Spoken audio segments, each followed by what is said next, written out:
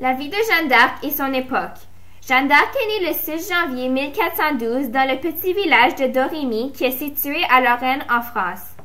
Fille de Jacques d'Arc et Isabelle Romée, ils étaient une famille de 5 enfants. Les enfants se nomment Jeanne, Jacques, Catherine, Jean et Pierre. Elle était une jeune fille très pieuse et se rendait à l'église à chaque samedi. De plus, elle aidait les pauvres. Jeanne d'Arc grandit alors que la guerre de Cent Ans secouait la France. Le roi d'Angleterre, Édouard III, tenait à l'obtention du trône de France après le traité de Troyes. Par contre, la noblesse française n'était pas d'accord et voulait que la couronne revienne au fils de Charles VI, qui était appelé le dauphin de Charles. Donc, le royaume de France était divisé entre les Anglais, les Bourguignons et ceux qui avaient resté fidèles au dauphin Charles. À 13 ans, Jeanne d'Arc déclare avoir entendu des voix dans le jardin de son père et elles lui ont fait peur.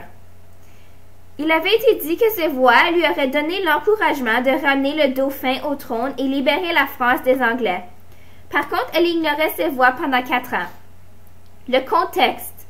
Durant la guerre de Cent Ans, une grande partie des régions est contrôlée par les Anglais. Charles VI était marié avec Isabeau de Bavière et, au courant de son règne, il perd ses facultés mentales.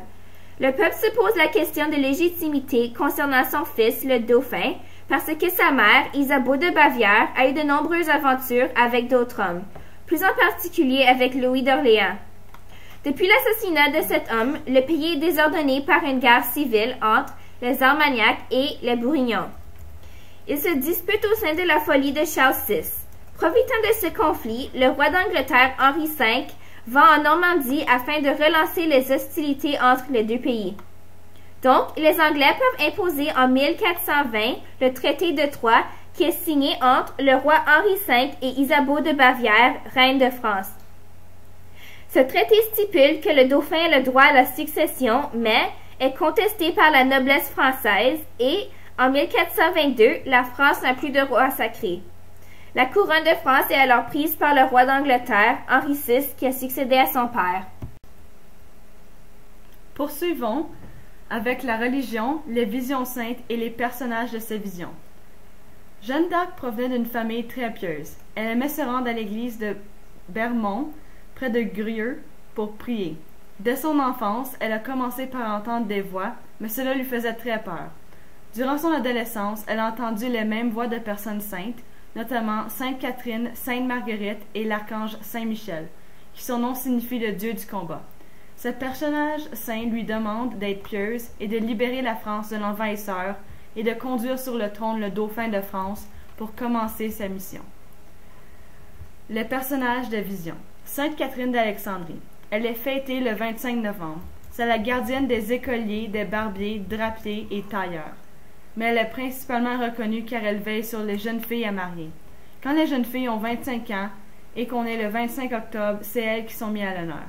On la priait comme suit. « Aide-moi, Sainte Catherine, ne me laisse pas mourir seule, Sainte Catherine. » Sainte Marguerite.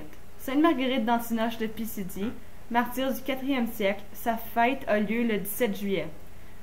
Personne qui s'est fait torturer et est morte décapitée.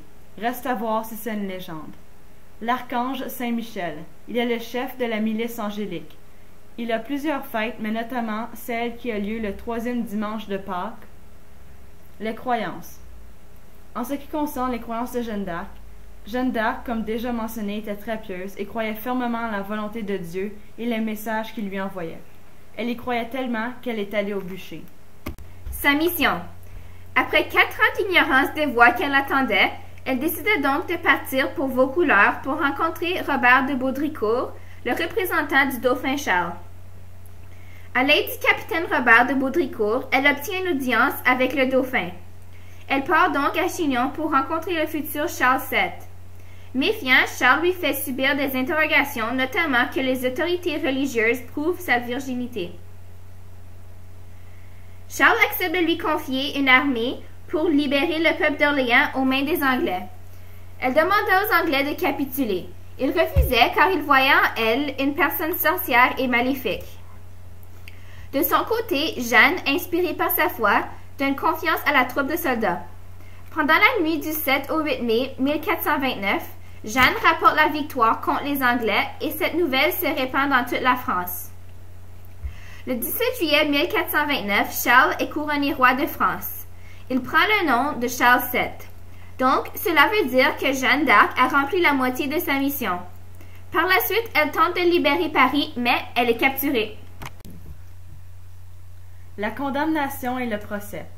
Durant son procès qui dura du 21 février au 23 mai 1431, elle fut emprisonnée dans le château de Philippe-Auguste.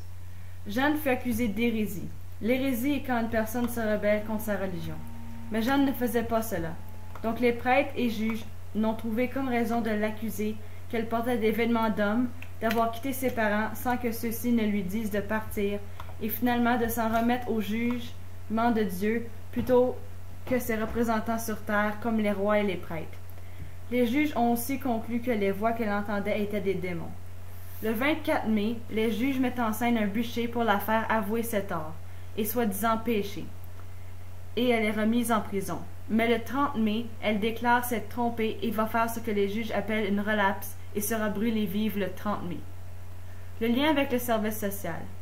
Elle a libéré le peuple de France contre l'Angleterre pour avoir la couronne. En tant que femme, elle est la première guerrière et elle a mis le dauphin sur le trône, ce qui a aidé à l'avancement du peuple de la France.